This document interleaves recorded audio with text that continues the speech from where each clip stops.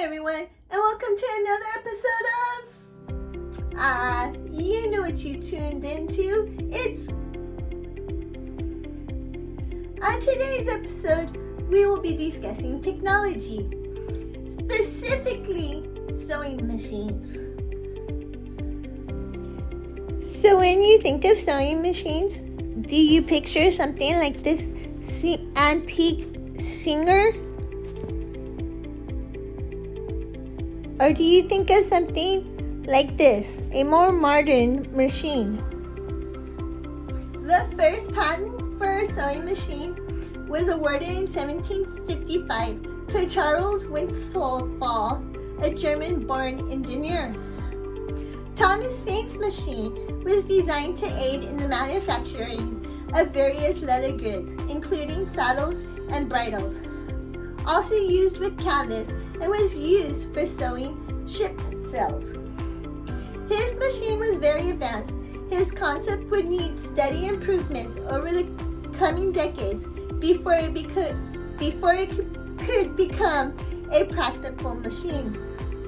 William Newton Wilson, in 1874, his sewing machine was manufactured from drawings of Thomas Saint's. He made adjustments and built a working machine.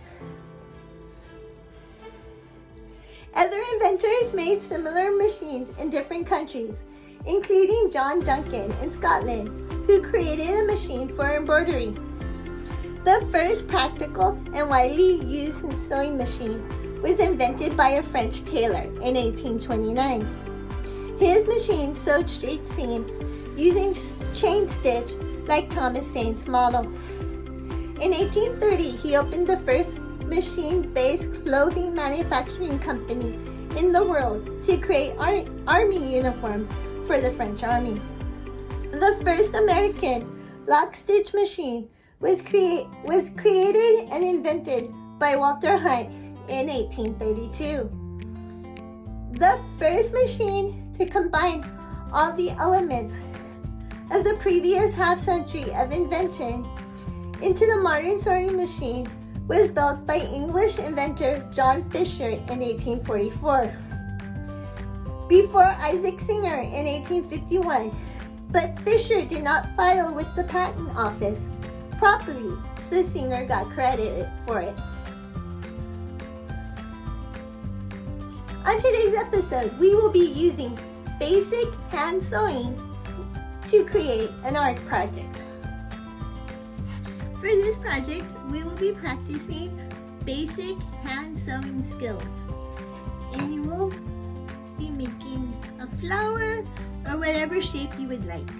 So for this project, you will need paper plates, cardboard will work too, yarn,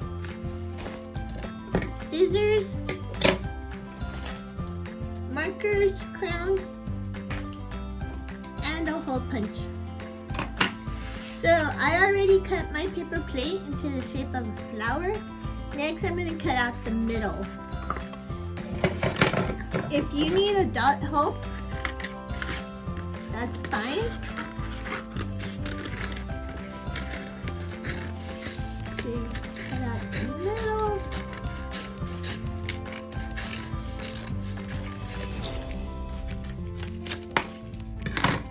So next we're going to color it and then put our holes.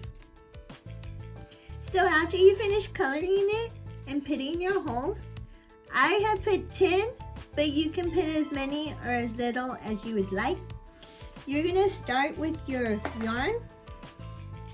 I put tape on one side so it's kind of like a little needle. And you're going to go up through a hole.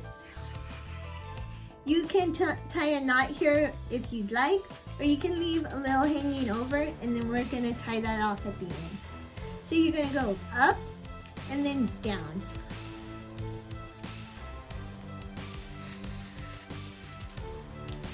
And we're going to pick a different hole, and we're going to go up through the bottom,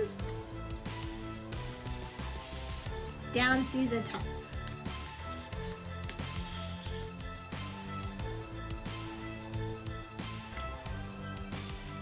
up through the bottom, down through the top. So if you were really sewing, you would have obviously the needle and your fabric, and it's the same technique you would use with the needle and the thread.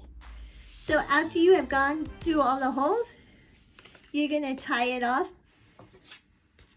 I tied it in a little bow. You can tie it in a knot. And then you have a pretty flower or whatever shape you would like. If you would like to send a picture of your finished project to Miss Cathy, please send a picture to the email address up above.